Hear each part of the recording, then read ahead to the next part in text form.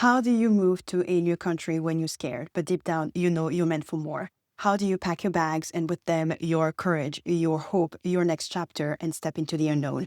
How do you explain your dreams to loved ones who think you've lost your mind? And how do you prepare mentally, financially, physically for a life that doesn't even exist yet? I've uprooted myself 3 times from the Central African Republic to the US to attend university, from the US to South Korea to reinvent myself and build a life from scratch, and most recently, from South Korea to the world to embrace a life without borders. Hi everyone, my name is Layla. Welcome to my channel where I help ambitious women gain clarity, master their money, and design a life that truly aligns, because freedom isn't luck. It's a mindset and a plan. We all move abroad for different reasons. Sometimes it is your family sending you overseas for school. Sometimes it's your company relocating you for work. And sometimes it's just you deciding to take a sabbatical, become a digital nomad, or make a solo move, or bring your family along for a new adventure.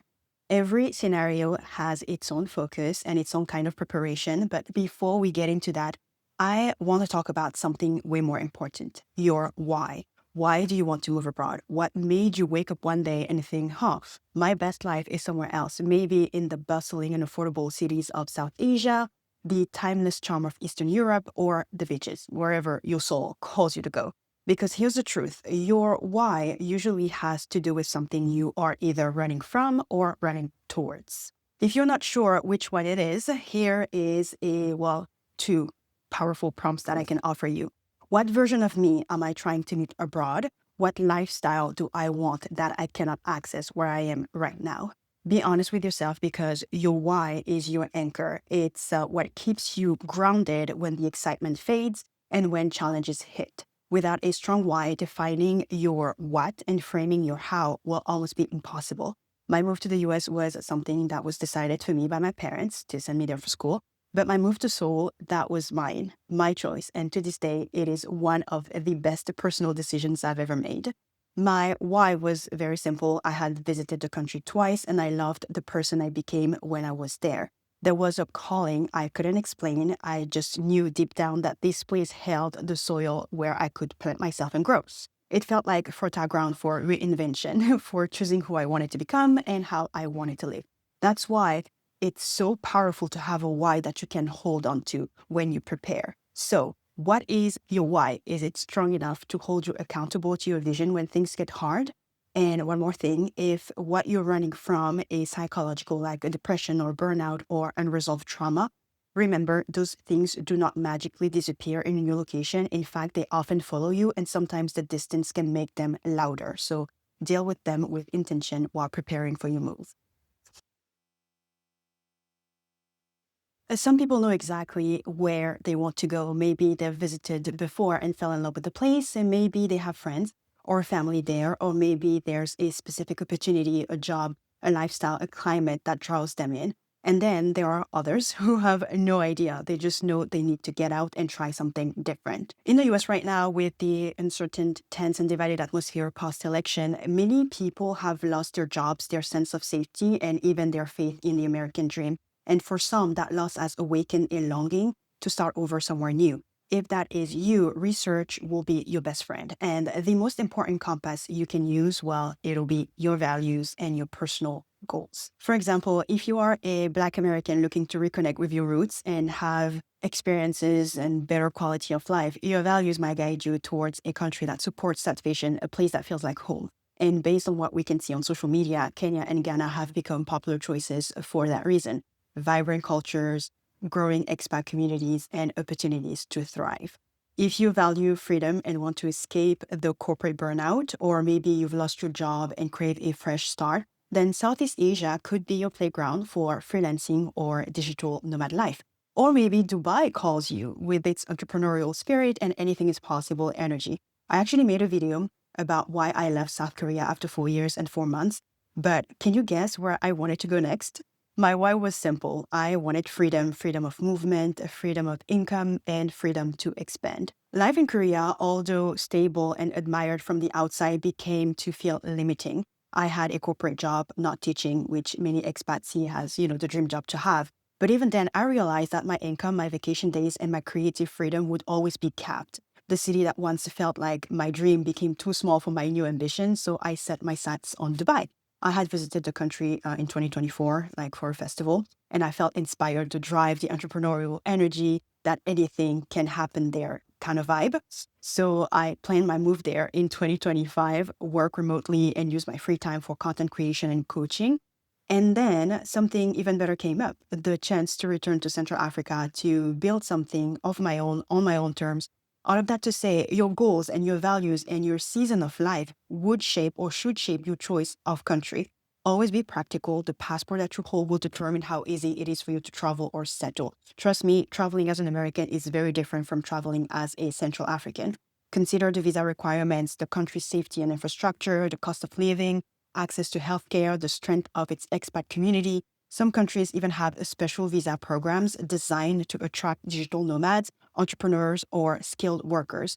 Take advantage of those if they align with your goals. The key is to find a place that not only inspires you, but also supports the kind of life you want to build. Because when your value match your environment, your new country won't just be a destination, it'll feel like alignment. Now that you know why you want to move and where you want to go, let's talk about how to actually make it happen, the logistics, the money, the plan. But before we dive in, there's one crucial question you need to ask yourself first. Is this move permanent, temporary, or fluid? Because your answer will shape how you organize your life and your finances. A permanent move means you are all in. You're ready to build a new life long term, not looking back. Maybe you are relocating for work, for marriage, or a lifestyle you know fits you better. For example, someone who moves, let's say, to Portugal or Dubai to settle and invest is making a permanent move. A temporary move might be a sabbatical, taking a few months or a year to reset, to experience a new culture or find clarity. People do this for growth, for creativity, and even healing. And then there is what I would call a fluid move, the one I personally did when I moved to Korea.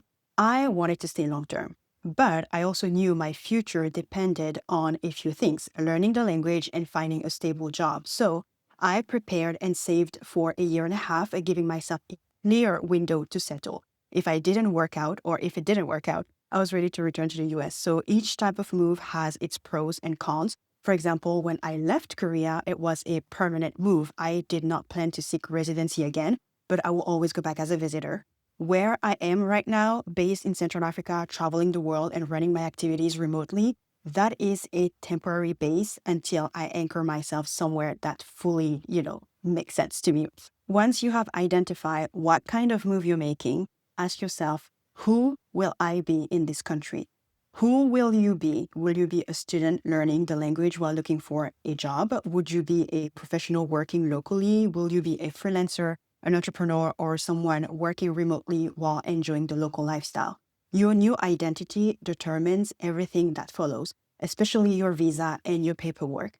Watching videos like this one is helpful, but always go straight to official government websites. Visa types and immigration rules, they often change, so rely on verified information, not on assumptions or outdated advice online. Next up is the money. Depending on what you plan to do and how long you will stay, start researching the cost of living, housing, food, transportation, entertainment, and healthcare. Someone moving abroad with a job or remote income won't feel the same pressure as someone arriving on a student visa or looking for work. If you already have a paycheck coming in, great. You can focus on settling in, but if you are going in with your savings, you need to budget very carefully. Estimate your monthly expenses, then multiply by how long before you find a steady income or until your sabbatical ends. And please include an emergency fund. Life abroad will test your flexibility, so financial cushioning matters. When I left Boston, I had saved $20,000 thinking I would need to live off that until I found work. But then something unexpected happened. The job I was about to quit asked me to work remotely. Total blessing. Later, when I left Korea, I was lucky again. My savings were topped up by my severance package worth 3 months of salary plus the refund for my pension contribution and housing deposit. That became the capital that I used to invest in Central Africa while keeping my remote job as my safety net. Securing your finances will determine how enjoyable your experience is. The last thing you want, trust me, is to spend your days worrying about money or worse, becoming stuck or dependent on a foreign country. So secure a reliable source of income. Don't rely only on savings, even if that was your original plan. Track your expenses and set realistic expectations. Avoid lifestyle pressure. Don't fall into the keep up with the expat trap. Do not skip insurance or healthcare. And I'm currently actually looking for a digital nomad health plan that covers me wherever I am, because once you start moving, coverage matters. Korea had excellent insurance, but now that I'm mobile, I have to plan differently. Finally, prepare your documents, passport copies, ID cards, medical files, emergency contacts. Share your routine with someone you trust and registered with your embassy once you arrive. It is a small step that could make a big difference. Moving abroad is equal parts dream and discipline. And when you handle the logistic right, you give yourself the freedom to actually enjoy the experience you worked so hard to create. Let's talk about something that unfortunately often gets overlooked. It is your mindset, because no matter how perfect your visa, your budget, or your plan is, it's your mindset that will dictate your experience more than anything else. The way you see yourself, the way you handle uncertainty, the way you respond when things don't go your way, that is what will make or break your journey abroad. So before you pack your bags, do an honest assessment of where you are mentally and emotionally. Start working on yourself right now. Treat this season as practice so that when you finally land, it's a game time. Get the books, do the exercises, learn the tools that build emotional discipline and self-awareness, equip yourself. If you need guidance, check out some of my personal development videos. And once you arrive, be ready. Culture shock is real. There is a messy middle between the excitement of arrival and the comfort of belonging. You do not have to love or adopt every part of the new culture, but you do need to understand it enough, at least, to navigate respectfully and safely. Keep an open mind. What's normal to you might be strange to others, and vice versa. So when in Rome, do as the Romans do. And instead of resisting differences, ask yourself, what can this culture teach me? How can I expand? Or how can that make me better? One thing that really helps during this transition is building a routine as soon as possible. Having structure grounds you when everything else feels new. It keeps your energy balanced, your days intentional, and your focus clear. Routine brings normalcy, and normalcy builds comfort. And of course, learn the language, at least the basics. I learned Korean because I wanted to work in corporate Korea. But even if you are not entering the workforce, knowing how to say little things like hello, thank you, how much goes a long way. It shows respect and it opens door. For more complicated stuff, I'm sure you'll eventually rely on the friends that you make, but those first few words, they are your bridge. You might also experience loneliness at first, and that's completely okay. You are building a new life from scratch. It's normal to feel out of place. One thing that helped me was writing letters to myself before leaving. Letters I could open on the hard days when I needed to remind myself of why I started this whole thing in the first place. You can also build a small support system, people who understand your journey, who you can call when you need to vent or feel grounded again. And when you meet new people, take your time, build connection authentically. Not everyone will become a lifelong friend. And again, that is okay too. Real connection, they take time, but it's worth the wait. The truth is, moving abroad isn't just a physical journey, it's a spiritual one. And the stronger your inner foundation is, the more grounded and peaceful and joyful your outer experience will be. So be careful not to let other people's experiences define your expectations. You can watch 100 videos, but you will never ever really know what your journey will look like, because every story, thank God, is different. Friends that I know went through more in 1 year abroad than I did in 4 years. It reminded me that what matters most isn't what happens to you, it's how you handle what's happening to you. So take inspirations from others, but always leave room for your own story to unfold. Moving abroad isn't about finding a new country, it's about finding a new version of yourself. At least that's how I see it. If freedom and purpose and alignment are calling you, don't wait for the perfect timing. Pack your courage first and trust that everything else will follow. If this video inspired you or gave you clarity, hit like and subscribe to the channel for more videos on mindset, on money, on building a life that feels like you. Until next time, stay grounded, stay brave, and keep moving in alignment. Thank you so much for taking the time to watch this video, and take good care of yourselves, and you will see me in the next one. Bye!